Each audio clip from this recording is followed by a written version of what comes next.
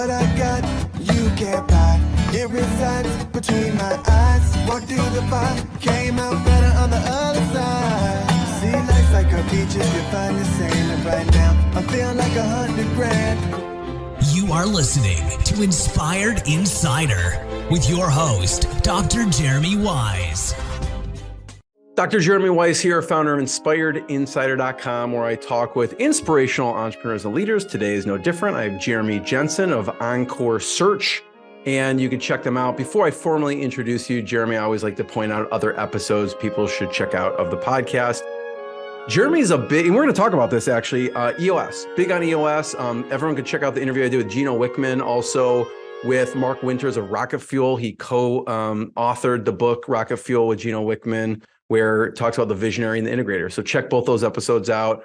Also, big shout out to Travis, the founder of Glide Design. This interview wouldn't be happening without Travis, and they're a values-driven digital creative agency in Austin, Texas. So check them out. Also, you have a great story about a police chief, Jeremy, which we'll get into.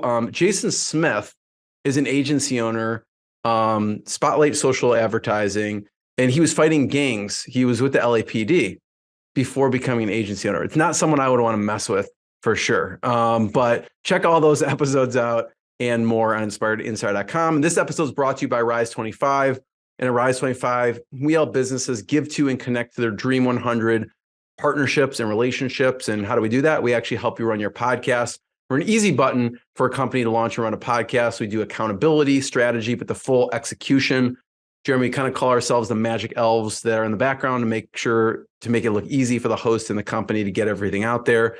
You know, for me, the number one thing in my life is relationships. I'm always looking at ways to give to my best relationships. And I found no better way over the past decade to profile the people and companies I most admire and share with the world what they're working on. So if you've thought about podcasting, you should. If you have questions, go to rise25.com. We have lots of free resources answering almost every question that we've gotten on the podcast too. So without further ado, Jeremy Jenson, he's founder and CEO of Encore Search Partners.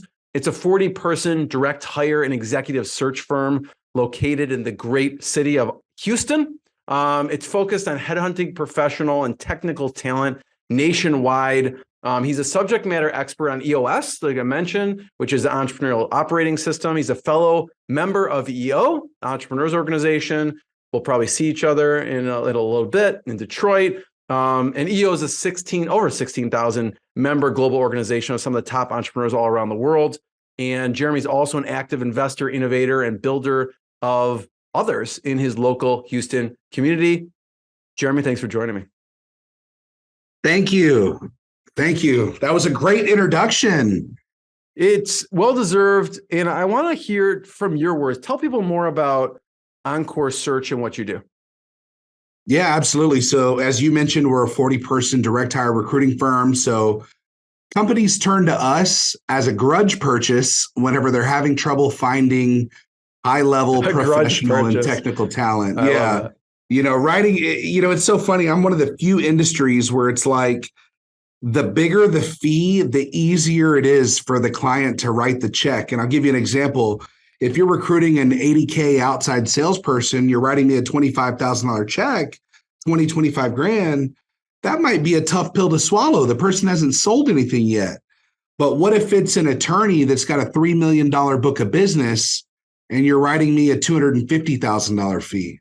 That becomes a lot easier of a check to write, right? They're going to bring that book of business and the profit that comes along with it. So we like to focus on the high level positions for sure. I want to talk about attracting talent. And this is what you do. This you do for other people. It's actually what you do for yourself. You have some great LinkedIn posts. I want to encourage people to check them out. I was reading them, and one of them was 15 million, right? Yeah. Talk about that for a second. Yeah, definitely. So about 7 years ago, I brought on board an individual contributor. His name is Casey Knight. And it was right after oil and gas had crashed here in Houston, Texas. And so I saw my business go from about $1 million in revenue down to almost zero.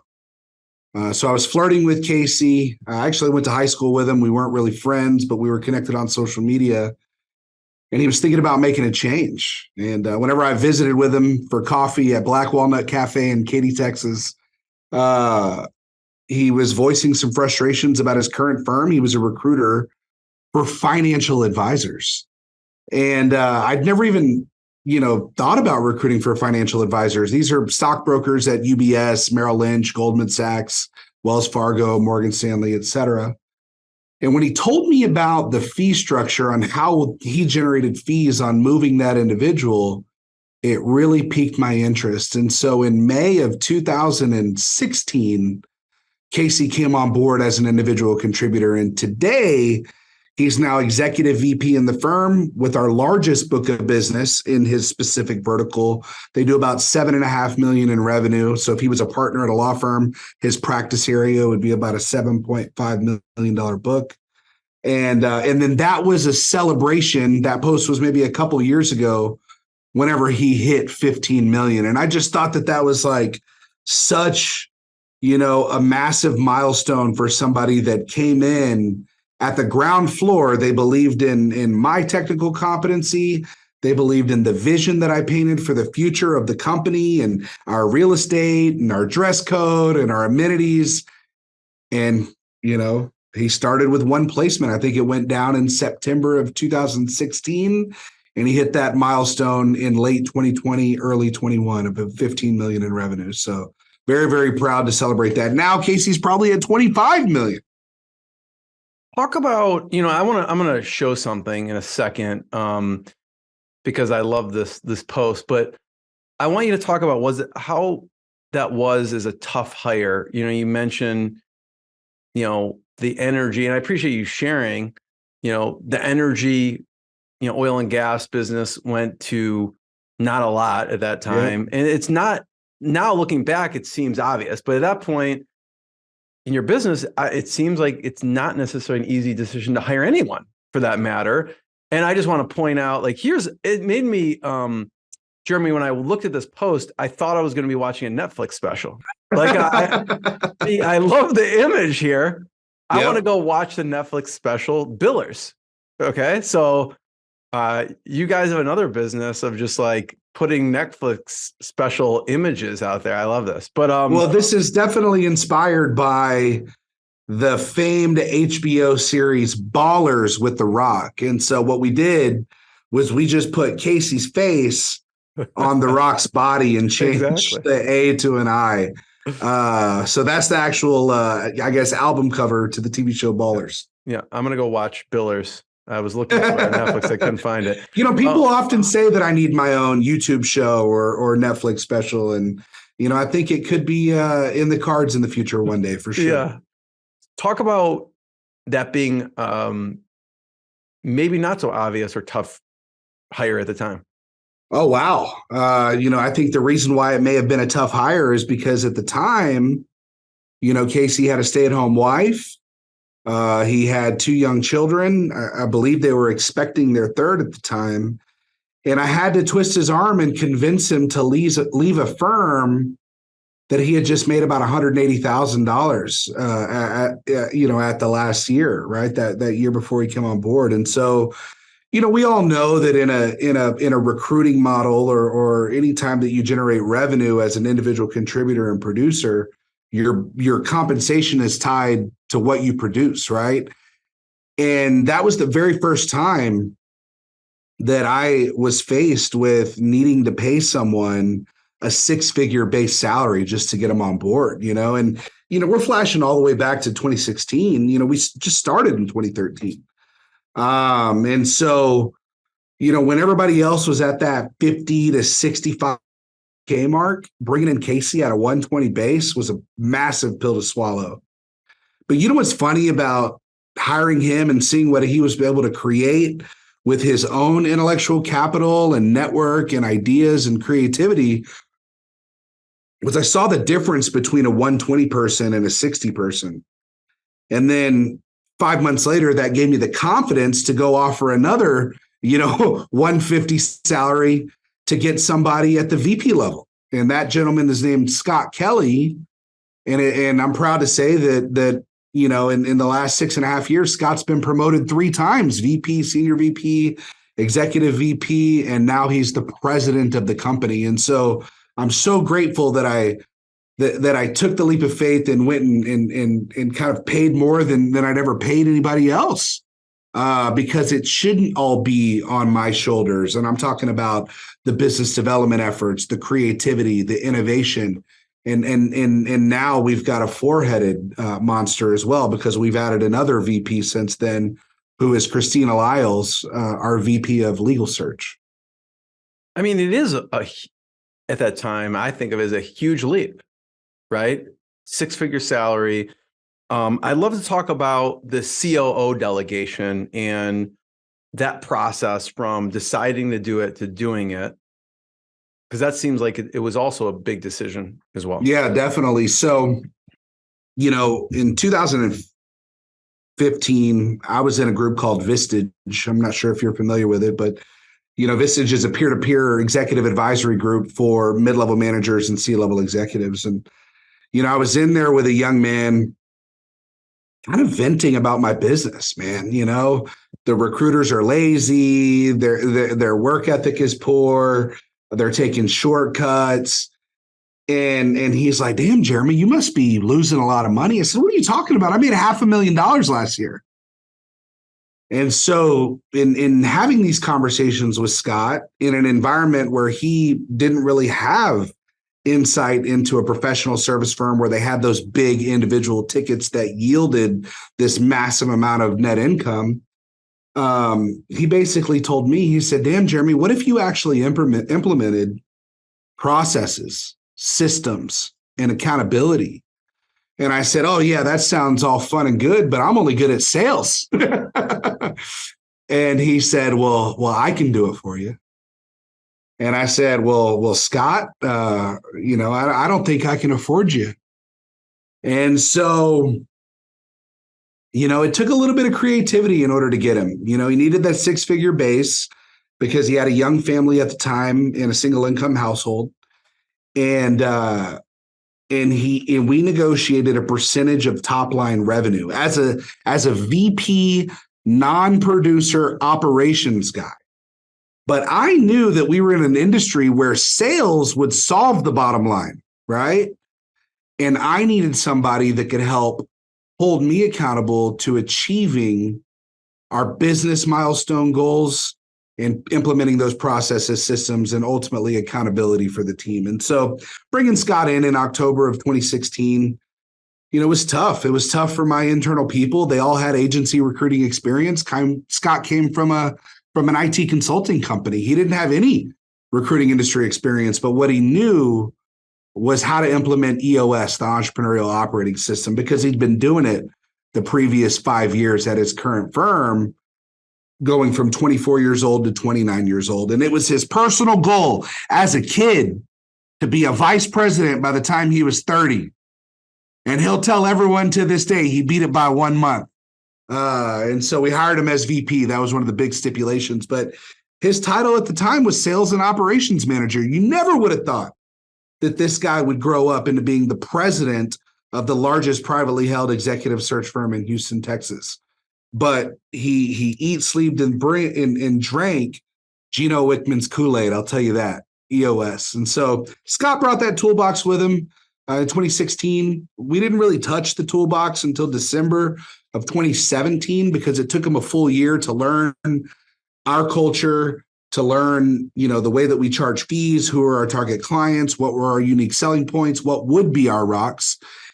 And then he didn't want to influence too much change overnight because we were kind of rebuilding after an oil and gas downturn, right? And so in December of 17, Scott implemented EOS, and that's what really forced our business to skyrocket. I mean, we went from 1 million to 2.6 million to 4.2 to 5.5. COVID was kind of a flat year because we lost revenue for a full quarter. But then last year, we did nearly $12 million in revenue, and the goal this year is upwards of 14. And so in a professional service environment like a public accounting firm or a private equity firm or an investment banking firm, a $14 million business can yield some pretty profitable margins for sure. Yeah, And I tie it to EOS. Yeah. it sounded like he came in and really did a lot of learning and listening and understanding, and then he was ready to hit the ground running. And he's kind of, I mean, you're the visionary type and he's the integrator type, and that's why they called it rocket fuel, right? With Mark Winters and Gino Wickman. Absolutely. And it's funny because I think he had envisioned the whole timeline the entire time, but he never told me, right? And I don't think that I would have had the guts to go out and buy a 250K COO because my business really couldn't support it. So I got the guy that was 120, 150 on day one, and he grew in to the guy that I'm proud to say is my back-to-back in the company for sure. Talk about implementing EOS. I mean, obviously you had an expert who had done it, but the team still has to implement and execute. Talk about how the implementation worked. Sure. So most of the time, companies hire an EOS implementer, somebody you pay anywhere from $6,000 to $10,000 a day to help you formally implement it into your C-suite and mid-level management team, right? That really wasn't something that I was willing to invest in at the time. And so we self-implemented. Again, like I said, Scott was familiar with it because his company had been doing it for the previous 4 or 5 years. But I think one thing that was very, very important for Scott to have is we still kept him with his Vistage coach, Christine Spray, who is also a certified master EOS implementer, right? And so he always had that resource whenever he needed it because his business coach was an EOS certified professional.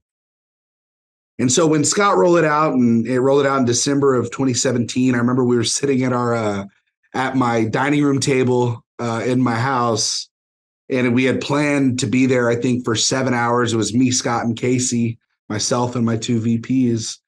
And we ended up staying there for 10 hours. And during that, we had to define several things. What was our mission?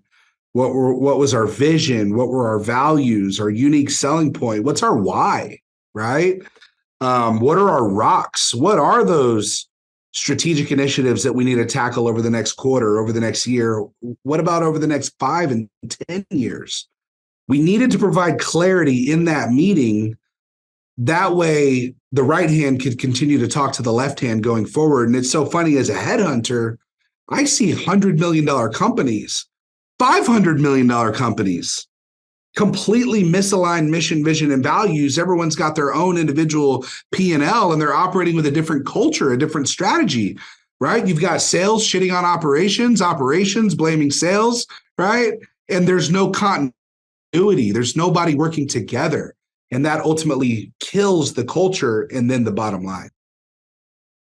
What were some key pieces to the EOS format that you like? Because I know there's a lot of different pieces, like you mentioned, the rocks, and there's level 10 meetings. What are some of the key pieces that you go back to and go, wow, I can't believe we lived without this beforehand?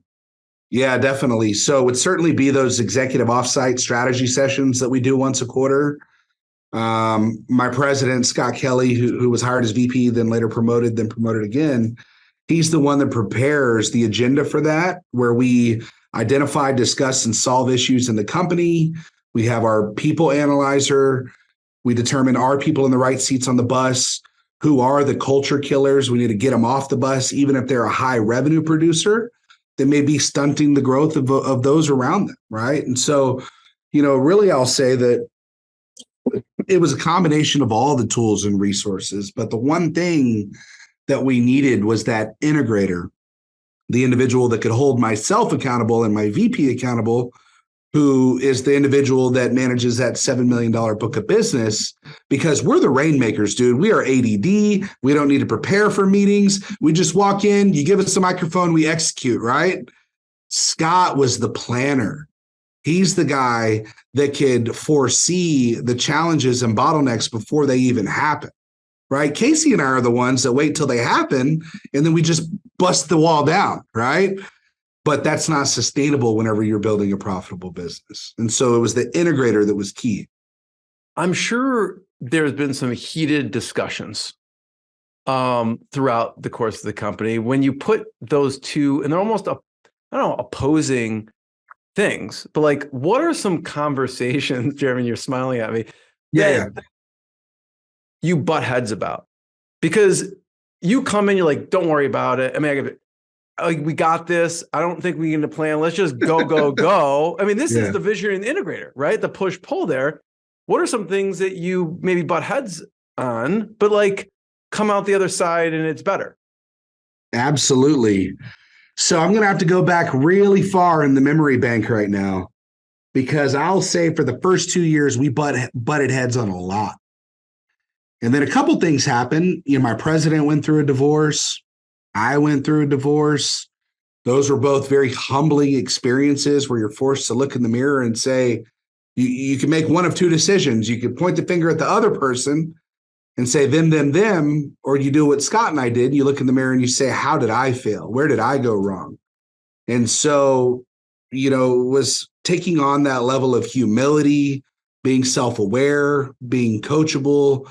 I think that was very, very important for Scott and myself to really learn how to see the other side of the table, right? And pursue conversations with empathy and seek to understand by putting myself in the other person's shoes, right? And so I wouldn't necessarily say that we've had too many disagreements, since late 2019, because those quarterly strategy sessions really keep the pulse, right? Maybe if let's say there's a spectrum and it's 0 to 100 this way and 0 to 100 this way, in a quarter, you could probably get to about 15 to 20.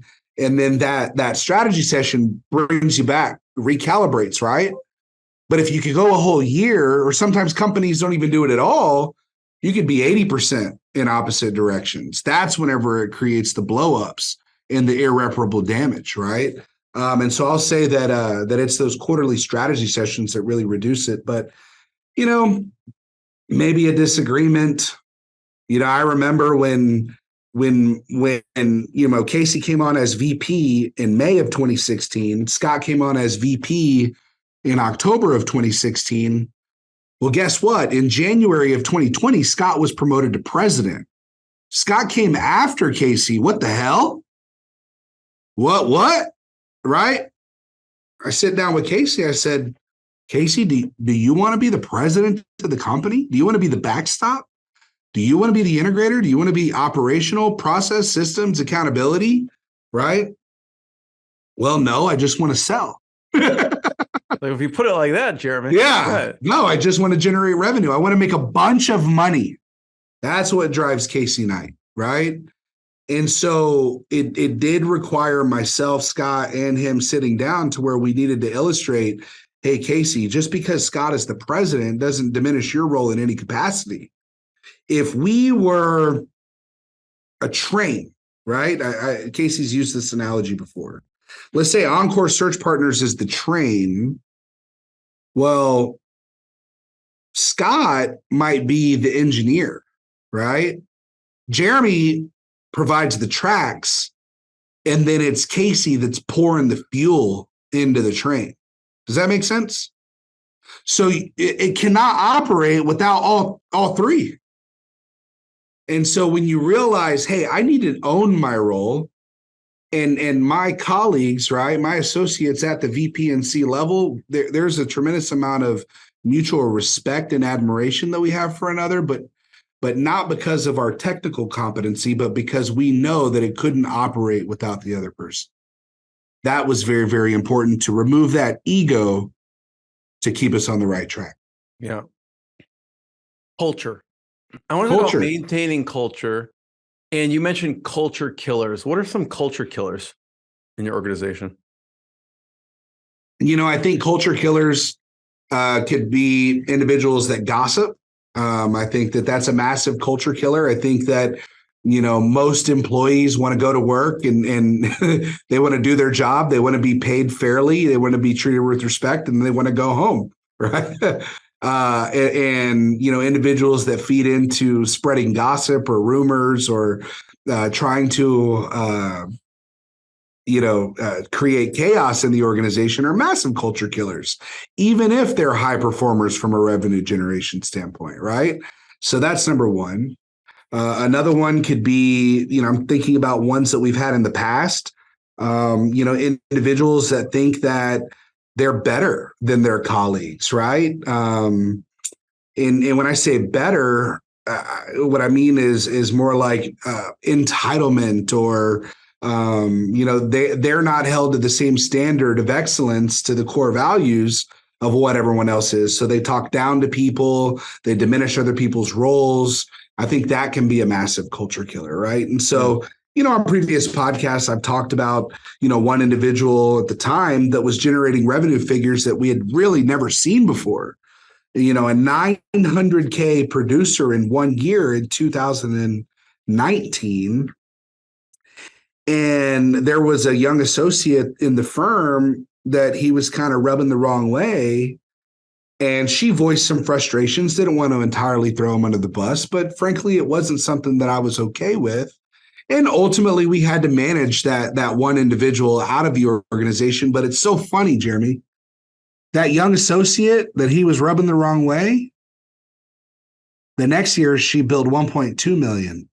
The year after that, she billed 1.5 million. Remember how I told you we'd never seen 900K before? Well, by removing that emotional and physical roadblock, she was able to completely outperform what he was doing.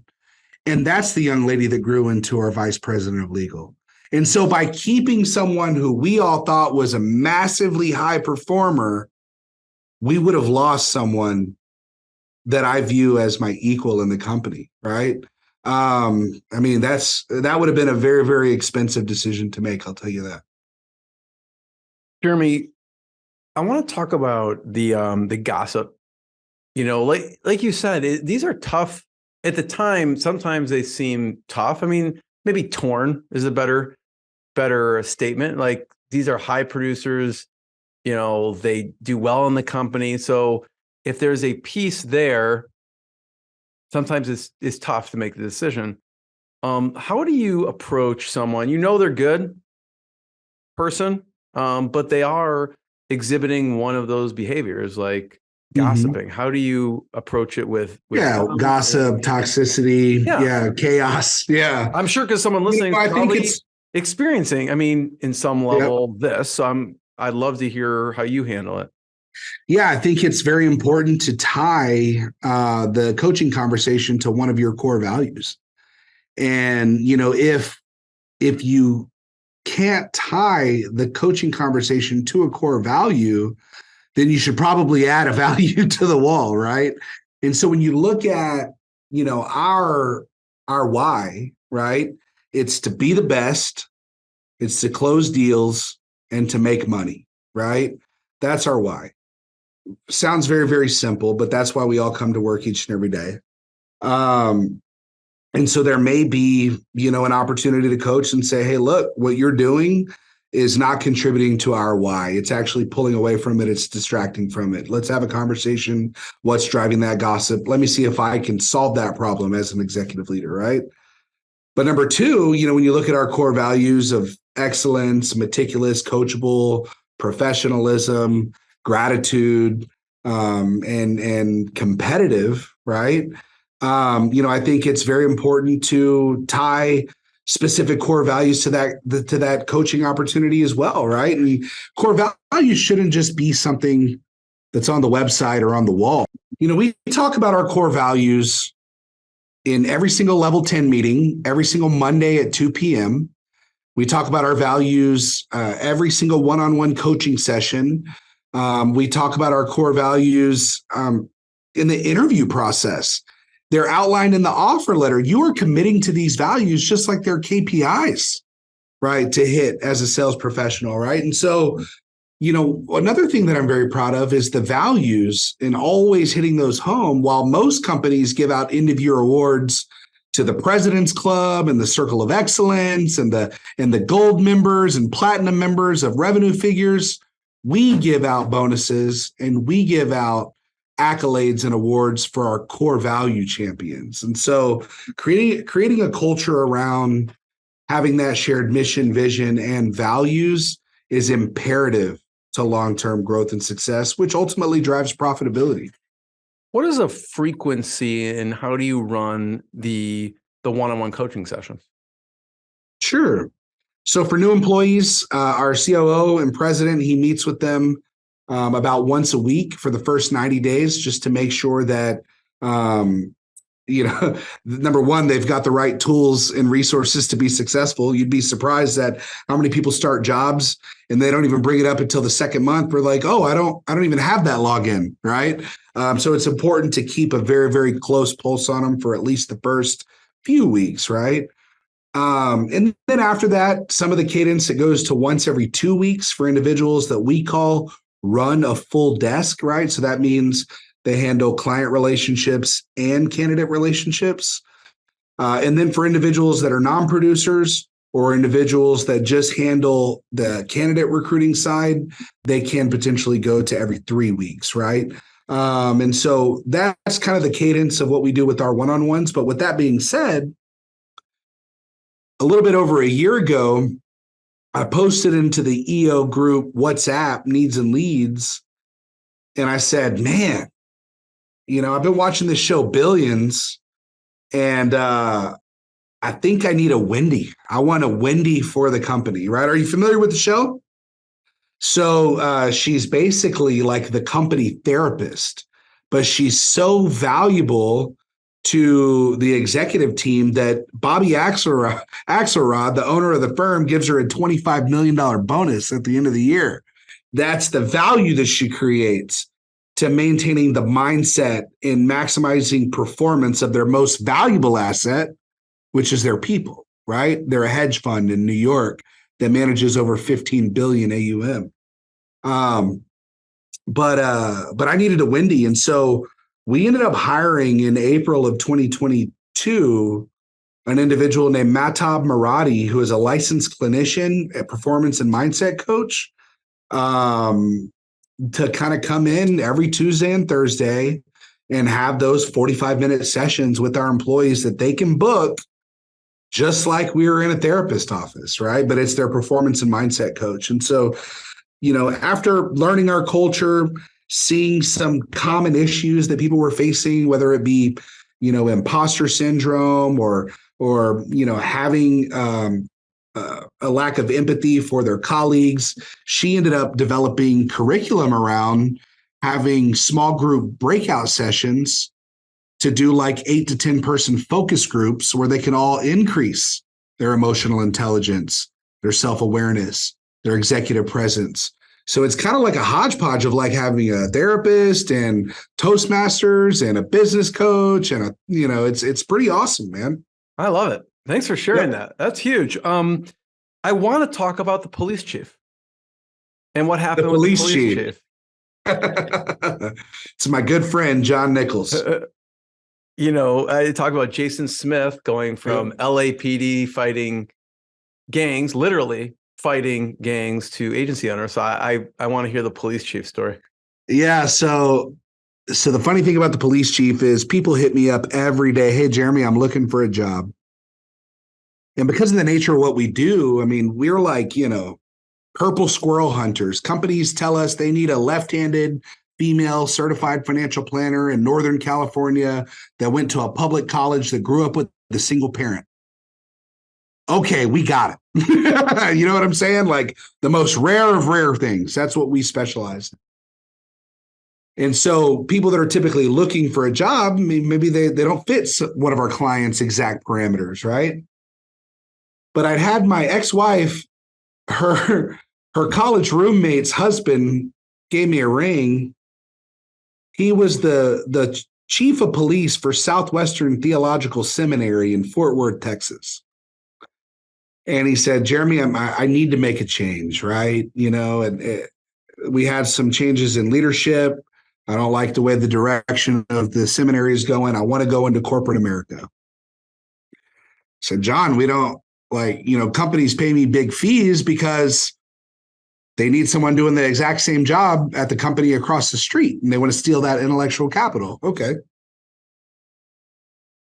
Literally that afternoon, I get a call from one of my clients, the senior vice president of human resources for a 1,500 person private equity owned oil and gas service company. And he says, Jeremy, I need a field HR manager in Lubbock, Texas.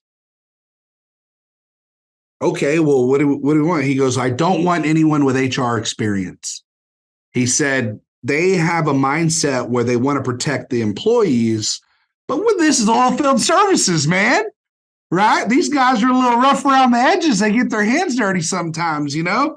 And he's saying, I want someone that is skilled with investigations, that has strong attention to detail on filling out reports, right? Somebody that knows how to handle themselves around a blue collar workforce and still be comfortable presenting to executive leadership.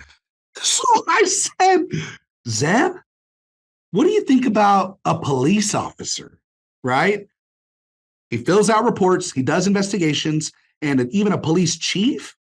Well, that guy does presentations to the media, to public officials.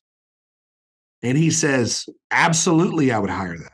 You're a genius, Jeremy. How did you come up with that? I don't know. It was just the guy called me that morning. Yeah, you're a genius. You're right. That's what he said. Yeah. So anyways, I told him, I said, hey, my buddy, I think is a good fit. And, you know, it's funny because he interviewed 4 people for the role. And my buddy ended up getting the job. So it wasn't like I was force feeding him one candidate, right? But I just thought that was such an amazing stars align moment where I could create meaningful change in somebody's life who thought that they were never going to be able to leave this niche industry. And here he is 4 or 5 years later, climbing the corporate ladder in this oil field service company. And he just started as a field HR manager, you know, but he moved his wife and 4 kids from Fort Worth all the way to Lubbock, right? He had to be pretty sure that deal was going to stick for sure. Thanks for sharing that. That's awesome. I'd love to hear about who are ideal clients, because you serve both. I mean, you probably have a lot of people contacting you like, I want to find an amazing job, but you have companies, you know, contacting you. And then who's an ideal client for you? And then we'll talk about maybe Honeywell for a second, because you serve a lot of different fields. Because I know, Jeremy, you serve financial, energy, legal, engineering, manufacturing, industrial technology. Talk about ideal clients. Yeah. So if you asked myself or one of my 2 VPs, we would give a different answer, right? So I've got an executive VP that runs our wealth management group, right? So think about wealth advisors. I've got another VP. She runs our law firm recruiting practice. So any law firm that's growing. The group that I manage and the group that I'm personally responsible for driving revenue for is our energy, industrial, and manufacturing group. And so that's going to be companies that are, you know, one of 2 things, right? Maybe they're a middle market or enterprise level company that makes something, right? Do they make plastics? Do they make consumer packaged goods, right? Food products, chemicals, somebody that makes something, an industrial manufacturer. And then we also recruit for a lot of private equity funded energy, industrial, and technology companies as well, right? Because, you know, as I mentioned, when you're the best direct hire recruiting firm in Houston, probably the world, but, you know, I don't have those awards yet. You know, we're typically not going to be the cheapest option on the block, right? There's people that work from home in their boxers with no overhead that can charge fees probably half as mine, right? So when you're working with the top firm, much like companies work with EY, PwC, Deloitte, those companies are way more expensive than a solo, you know, CPA working out of his house, right? But the point that I'm trying to make is we recruit for private equity funded companies and venture capital funded companies because it's about speed and accuracy to grow and increase the enterprise value of their business. And they don't have as much emotional tie to that recruiting fee because it's not coming out of the entrepreneur's pocket. Does that make sense? Completely. Yep. So it's middle market and enterprise level companies that have recruiting agency budgets of 7 figures plus. And then, of course, it's private equity and venture capital, industrial, energy, manufacturing, and technology companies. And so if someone is a degreed engineer, right?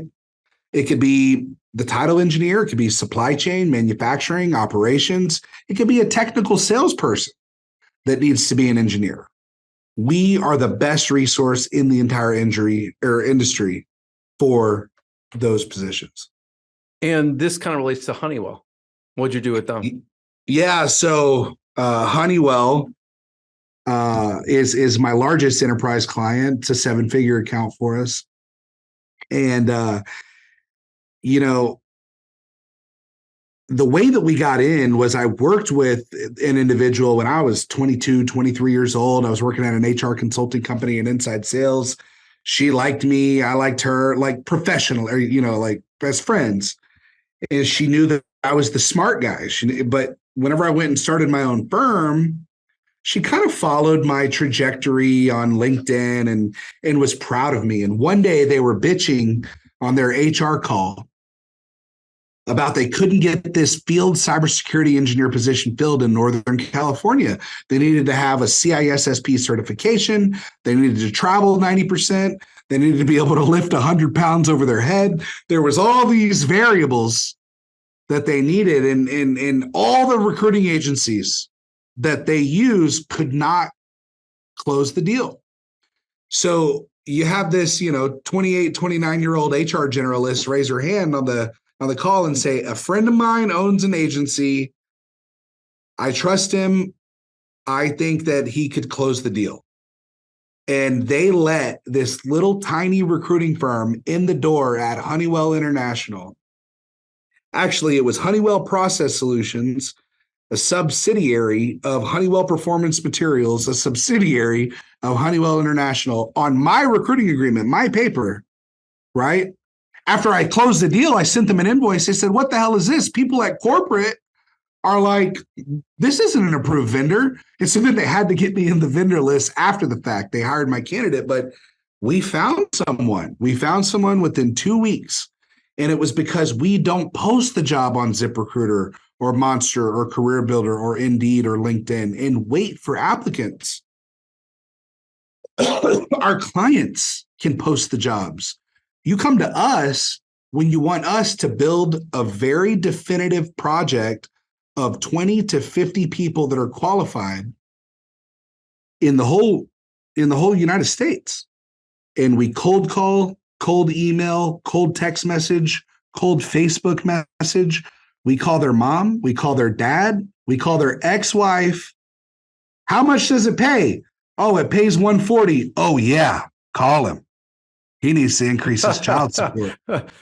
That's like what we do. We're headhunters. Yeah, private investigator of finding. I love it. I love it. I love that we do this. I feel like we may be the only ones that do it this way. I don't even post the jobs. Other agencies want to talk about AI, right? Artificial intelligence and lead scoring for resumes and drip marketing. We have AI. It's called actual intelligence. We don't need artificial intelligence. That's our competitive advantage. Jeremy, I want to be the first one to thank you. And before we end, I want to just point people to check out EncoreSearch.com to learn more and check them out, what they're doing. And Jeremy, thank you so much. Thanks for having me on. I had a lot of fun. What I got, you can't buy. It resides between my eyes. Walked through the fire, came out better on the other side. See, life's like a beach if you find the sand. And right now, I feel like $100 grand.